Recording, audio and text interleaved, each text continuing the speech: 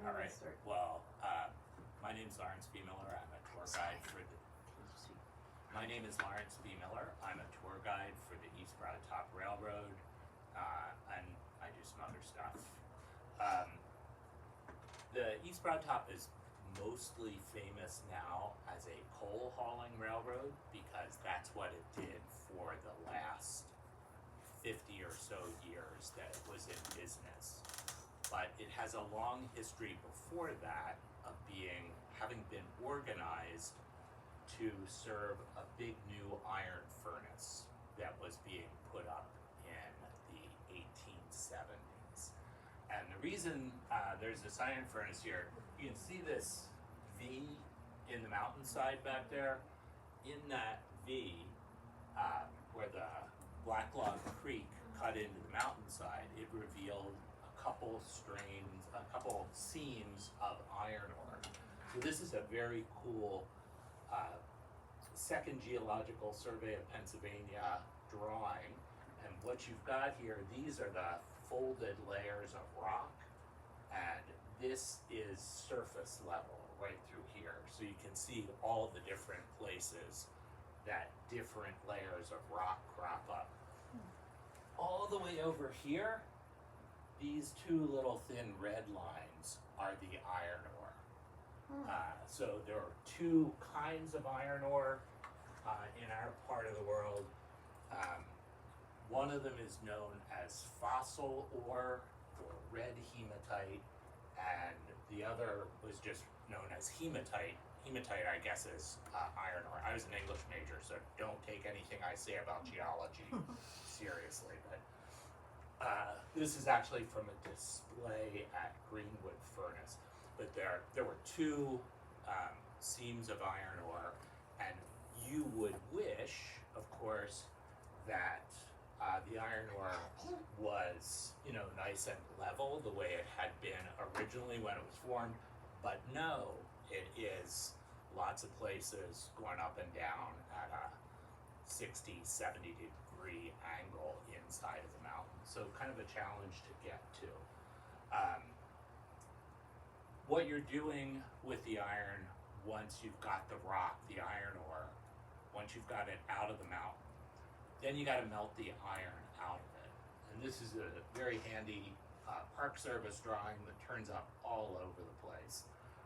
But it's useful because it shows you what's going on. You've got a furnace stack, which is a big stone stack, and then the active part of the furnace is right down the middle of it. You are going to pour your raw materials in from the top, and that's going to be a fuel source of some sort.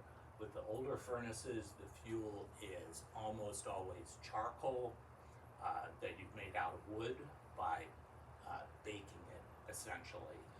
And a charcoal furnace, even if not too big one, is going to go through an acre of wood a day, right? So think of that when you're thinking of why did furnaces end up in such weird places. Well, they needed a whole bunch of wood. It was easiest to put your furnace somewhere near where the iron ore was. This is going to be way easier to take the finished product out than it is to bring the rock in.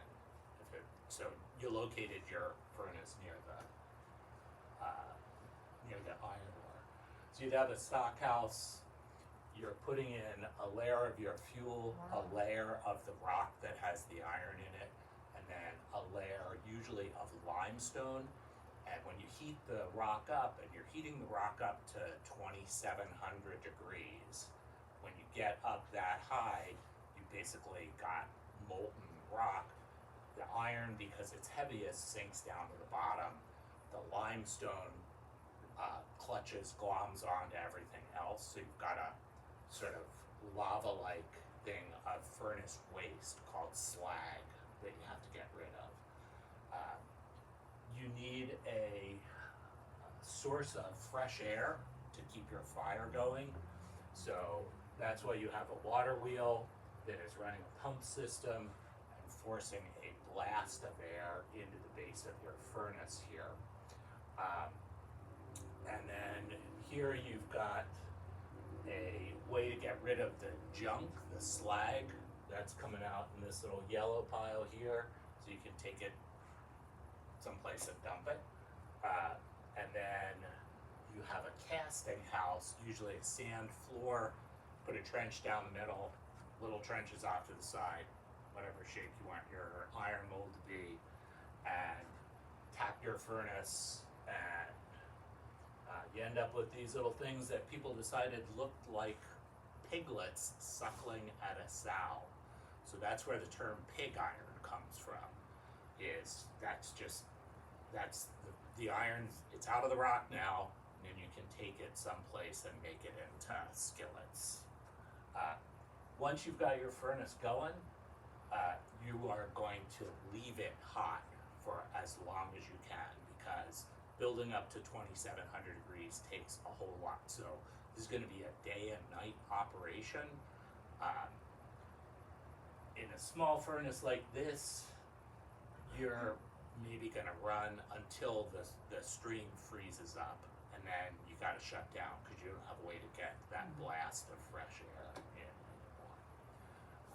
So this is what you start out with, and this is Greenwood Furnace up in the upper end of the county, now a nice park. This is the stack that survives, rebuilt in the 1930s by Civilian Conservation Corps folks. This is what Greenwood Furnace looked like. I think it's 10 years before it closed. It lasted till the early 1900s. So this is your stack back here.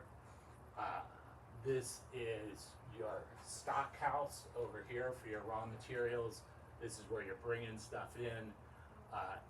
They had upgraded, this is a casting house down here. They had upgraded this so they were recapturing the waste gases from the top of the furnace, bringing them down and using that to preheat the air that is going in the blast. So in the old days, you're just sending in air at whatever the temperature is outside. Once they upgraded to a hot blast operation, like preheating the air with the waste heat, made it a whole lot more efficient. Anyway, so this is a nice Greenwood Furnace picture. Yes, ma'am? Excuse me, are any of these children workers Uh, at the That's furnace? a great question. You have to go to Greenwood Furnace and ask their people there, because I don't know. I would not.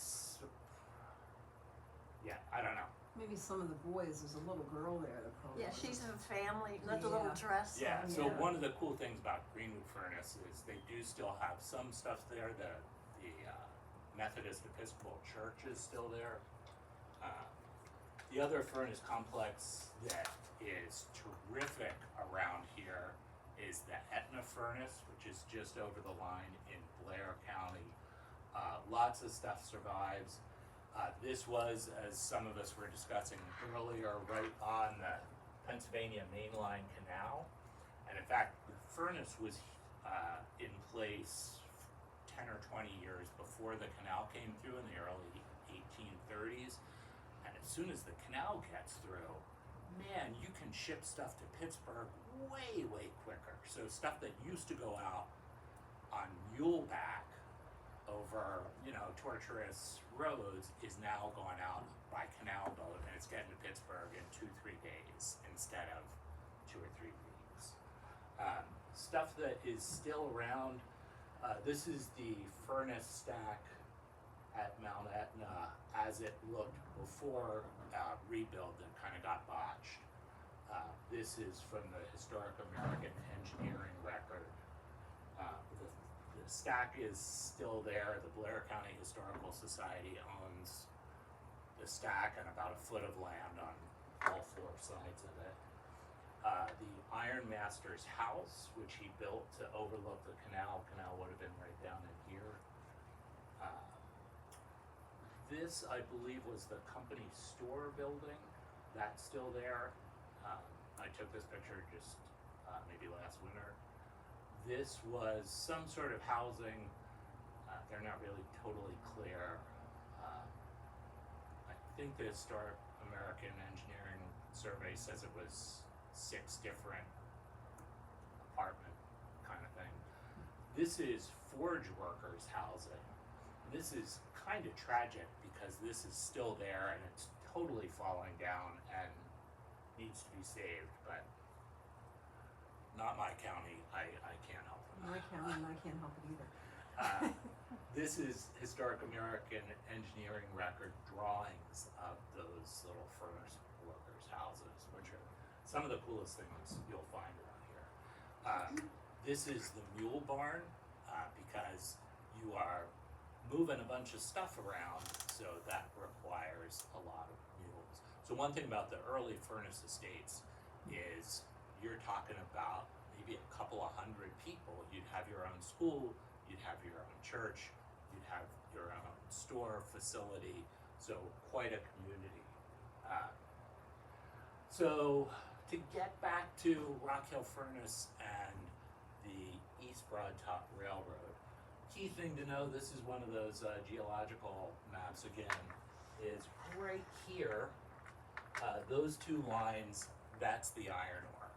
And it is indeed going up at just about a 60-degree angle, and I think it's this ore rather than that ore. So not a whole bunch of it. There's some more over here. I'm not sure what the dotted line means, but there's a fair amount of iron in the area of Rock Hill. This is from a very cool book about Pennsylvania iron industry. Bedford furnace up here was the earliest furnace in Huntington County. It is from the 1780s and doesn't seem to have had a really distinguished career. It is gone comparatively early, but it was the first. Early Rock Hill furnace, not the one that we know now, which was over here, but the first Rock Hill furnace was over on the other side of the creek. All these little red dots are sources of iron ore. And conveniently, there's a big limestone quarry right over here because you do need limestone to serve as the flux to separate the iron ore from everything else. Only surviving thing that we know of from the Bedford furnace happens to be in the Huntington County Historical Society's Manor Hill Church up in little crossroads of Manor Hill, but it very handily says Bedford Furnace right there. And just as a plug, the first of the Huntington Landmarks Thursday walking tours will be 2 Thursdays from yesterday at 10 o'clock in the morning at Manor Hill. So you'll get to see inside of the church there. This is Orbezonia and the Black Log Narrows as it looks in the 1873 Pomeroy Atlas of Blair and Huntington counties. You can see that the atlas makers were very careful to note fossil openings. So this is the same where that red line goes through. There was a grist mill. There were the 2 furnaces in here. There was a limestone quarry. There was a school over there. More fossil ore up there. So this was a big thing that got noted very carefully in atlases. Wow. This is the 1876 furnace. So what's happened, you've gone through the Civil War and technology is improving significantly. The older furnace, the older Rock Hill furnace on the other side of the creek, small, it had to shut down in the winter. It's doing 700, 900 tons of iron per season. So some guys who own iron lands get together with some guys who own coal land up on Rock Top Mountain and start planning this big new furnace complex. So the key thing that's going to happen here, these are beehive coke ovens. So they're changing the fuel source it's no longer going to be charcoal made out of wood. It's going to be coal baked into coke. And this is coal, which I washed off in the sink this morning, so it's not too cold. And this is coke. And what you're doing is you are taking your coal and filling up a beehive coke oven. So this is 11 feet across, domed brick structure, opening in the top, railroad tracks on top. Fill it up with coal, seal it up, light it, and control how much oxygen gets into it. You're going to bake the impurities out of the coal as tars and gases, and you end up with coke, which is a almost all carbon product, really good for your iron furnace, in part because coke can support a lot more weight on top of it than charcoal can. So you end up with two furnace stacks here that are 65 feet high each, as opposed to 30, 35 for the older stone stacks. So this is a pretty big complex. This is out of the Sanborn Fire Insurance map, so that gives you a nice drawing. You got a big stockhouse in the back that's 200 feet long. Two furnace stacks, each with its own air-powered elevator, each with its own casting house.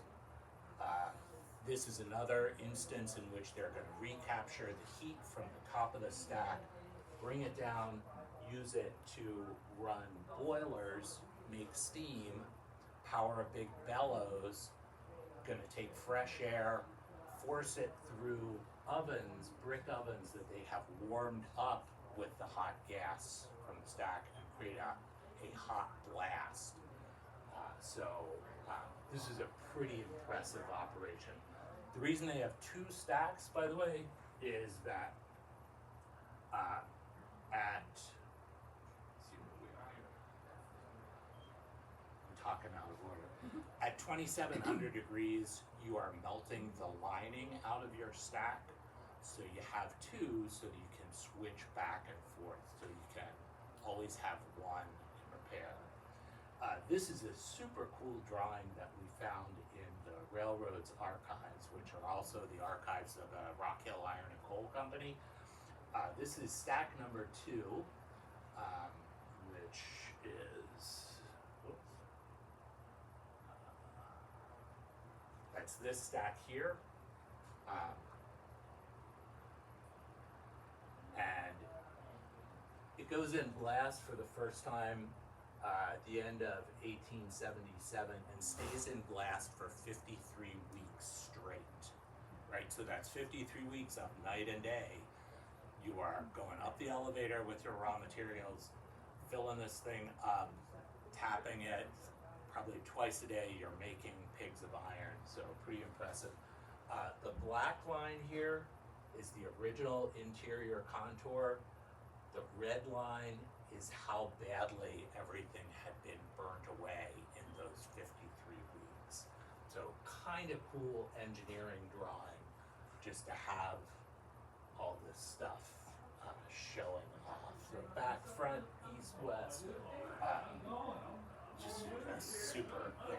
As an aside, since I'm not over my 45 minutes yet, in the late 1980s, the Rock Hill Iron and Coal Company, which had closed down in 1955, but it had been sold to the Kowalczyks, the scrap dealer company, and they kept on the last coal mining engineer because there's all these tunnels underground and there's still some recoverable coal. So Eli Corey, the last mining engineer, stays on until the late 1980s in the office building up in Robertsdale. It's the building that has the post office in it now.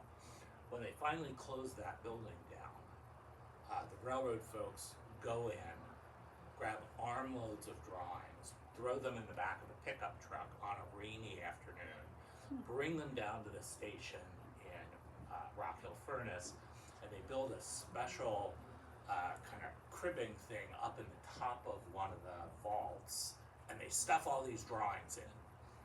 And that's where they stay until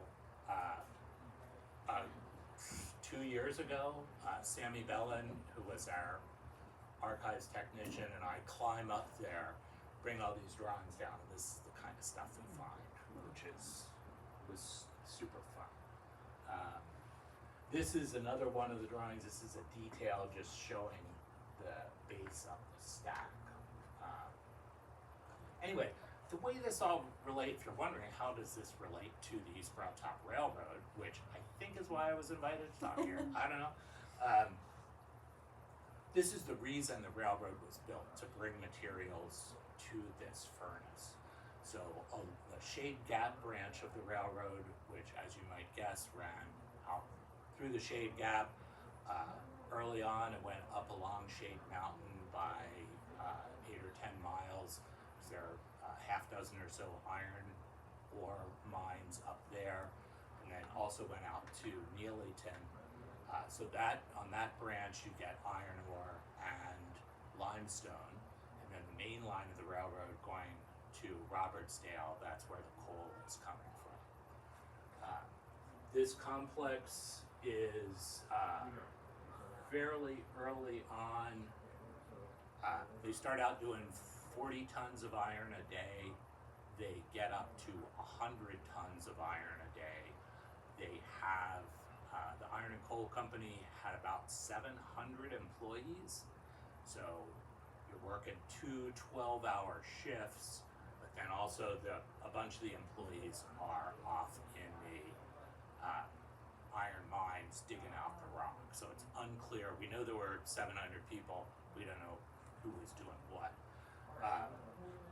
These guys are in front of one of the casting houses, and you can tell they're iron workers because they've got these wooden clogs on their shoes to make sure they didn't melt the bottoms of their shoes off, because in the casting house, that's where the molten iron is coming down those troughs, and they've got to deal with it.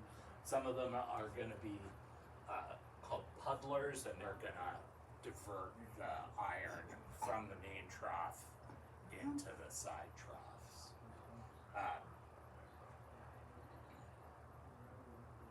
This is a photo that a lot of us at the railroad are excited about because this is engine number 1.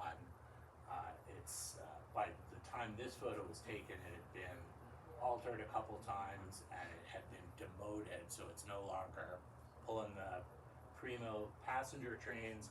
It is the furnace shifter, so it's moving stuff around in the furnace, which is not particularly glamorous. This is the blast engine house, which is, go back here, this building right here. So that's where the engines are that are forcing the air in. And these are pigs of iron that are stacked out in front of the number 1 casting house, because it's going to take them a while to cool, right? So as soon as they're cool enough to move, you grab them with gloves on, come stack them up outside, wait for them to cool, and then you're going to have to take them by train. A lot of iron went from here, went west to Pittsburgh. How much would one of these little piglets weigh? A couple hundred pounds maybe. Really? Wow. And they probably could lift, maybe it took 2 of them. It might have taken 2 people to lift Because them. they're strong when they do that. And then thing about the railroad is these Broad Top, to save money, they built it narrow gauge, so our rails are only 3 feet apart, whereas standard gauge, so you could go up to Mount Union on these Broad Top, but then you had to lift things off of our cars and put it on a car that could run on standard gauge track, 4 foot 8.5. So a lot of lifting stuff back and forth. But labor was cheap, didn't care. So the iron furnace has some pretty good years. 1892, there's a nationwide depression, and the furnace is closed for 10 years. 1902, they reopen it. What's happened by 1902 is people have found better quality iron ore in the upper Midwest. So for a while, and this is kind of crazy, they are bringing Mesabi Range iron ore in by standard gauge train, transferring it to the narrow gauge train, bringing it down to the Rock Hill furnace, mixing local ore and this Mesabi Range ore to get a better quality iron. But that's a pretty expensive undertaking. January of 1908, they shut the thing down for good. Pretty much what's happened by then is the Bessemer steel process has been developed. Steel is a lot less brittle than cast iron. You can do a lot more stuff with it. So steel has become the new material of choice, and cast iron not so much. And in any event, by 1908, this is a pretty outmoded operation. We found it somewhere in the railroad's archives. I think this is along about 1914. They tore down most of the furnace structure. They had a contractor come in to tear things down. Although we did not tear down the beehive coke ovens, because we still had this, so we've still got a whole bunch of remaining beehive coke ovens. They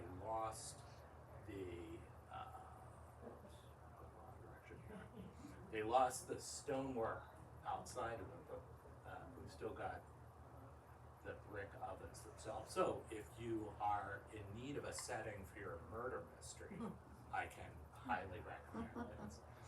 But they tore down the rest of the furnace complex, except the blast engine house was there for a while.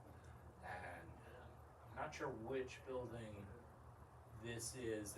For a while, there was a timber operation called McKelvey Brothers that ran its own little railroad up along the backside of the mountain there. And they were using this as an engine house for their locomotives. And here you've got a nice, probably 1930s, because McKelvey Brothers is gone by 1928. I don't see any McKelvey Brothers stuff, but that is still the blast engine house back there, still with something going on here. Can't tell what, but clearly the point was to photograph this lovely young lady, and I don't think that was a high school graduation picture or a prom picture, but who knows. She's brave. That's a rotten bridge. Well, I mean, it's certainly rotten by our standards, but we have no handrail. We have tried. Well, by the way, if you go to the marina, you know the piers on the docks, they don't have any handrails. Anyway, that's neither here nor there. We've tried to figure out where this bridge was, because it's pretty easy to fit. This is basically where the Rock Hill Trolley Museum line is right now. And then we get another picture of her peeking out from what I think is the ruin of the cast house, not the cast house, the stock house. But that's about the end of it. So the whole iron business is done in the southern end of the county, and I think also at Greenwood Furnace by 1908. Luckily for all of us, the railroad had figured out that the coal that they were bringing to make into coke was a really clean burning, hot burning, semi-bituminous coal, and there's a good market for that into the 1950s, and that's what keeps the railroad in business. This is a spiffy publicity photo that the railroad set up when they had a joint marketing program with the Pennsylvania Railroad. So these are Pennsylvania Railroad cars in the Mount Union coal washing plant that they built starting in 1908. This plant could not only get the junk away from the coal, slate, shale, clay, whatever else came out, apple cores from the miners' lunches. Could clean all that out. Also, it could crush the coal to whatever size you wanted it for your boilers. I was just going to ask what the difference is there. Yeah, so this is, I know this one is pea coal. So they would sell you, they could crush it as small as peas. One of these is stoker coal. I don't know all the grades, except this one is run of mine. So that's just whatever came out. And the other thing you can see here that is part of the railroad's history is in Mount Union, there are 3 rails for every track under this plant. So you can run either a narrow gauge, a 3-foot gauge car, or a standard gauge car. And the deal was that you had to wash the coal anyway, so it didn't cost you any more to put it in a standard gauge car than a narrow gauge car. In the years of the railroad is famous for 85% of what they're moving is coal. But that wasn't what the railroad was doing here. The railroad was all about, it was built to serve the iron furnace. This is all that's left of the blast engine house now. Back in the woods, reportedly, you used to be able to tell where the 2 furnace stack bases were, but it's also grown over now that you really can't tell. There's supposed to be a little bit of a wall of the stockhouse left. I would love the East Broadtop Foundation to create a walking trail back in there that would give you a sense of how big a complex this was, because this was a huge industrial thing in a part of the world where you're not really used to that. But so far we've got some other priorities like get locomotives running and build some track and things like that. So that's not high on the priority list. That's probably all I got for you, but I'm happy to field any questions. Now, I looked up about the children working at Greenwood Furnace. Mm-hmm. It said entire families, including young children, contributed to the labor. And one of the articles talked about how they made the charcoal. That was their job. And there's also the Breaker Boys, where it was the grueling labor in the mines, and then the notorious Breaker Boys, aged 8 to 12, who were forced to sit in dark, dusty buildings, separating slate from coal. Yeah, right. And I'm fairly certain before this facility got built, the Rockwell Coal Company had a more primitive cleaning facility that was not in Mount Union, but was up right across from the coal mines. And I don't think I've seen any evidence that it was kids who were doing the sorting, but it would make perfect sense. Right. So I sort of tried. Because that's a more simple job. Yeah. I mean, Right. little light pieces instead of 200-pound pieces. Right. Yeah. So I sort of wait to make a claim until I have some hint of evidence behind it, but Yeah. that it's They give you articles, but I just read Right. the Yeah. composite. right. Yeah. So what was the ethnicity of the people in this area? Did they come from Croatia or Italy or? So the ethnicity of the people working in the iron furnace I can't attest to because there may be census documents for that, but I That's haven't true, looked yeah. at them. What I do know is that up at the coal mines in Robertsdale, you had this county that was originally German Protestant, maybe a little bit of Scotch mixed in, and suddenly there are all these good coal mining jobs. Well, if you like that kind of job, it's a good job. And the company town of Robertsdale was divided up by ethnicity. ethnicity, by, Yeah. by country of origin. So, you know, there was a Scottish section, there's an Italian section. In fact, Ron Morgan just wrote an article about the Italian cemetery up there.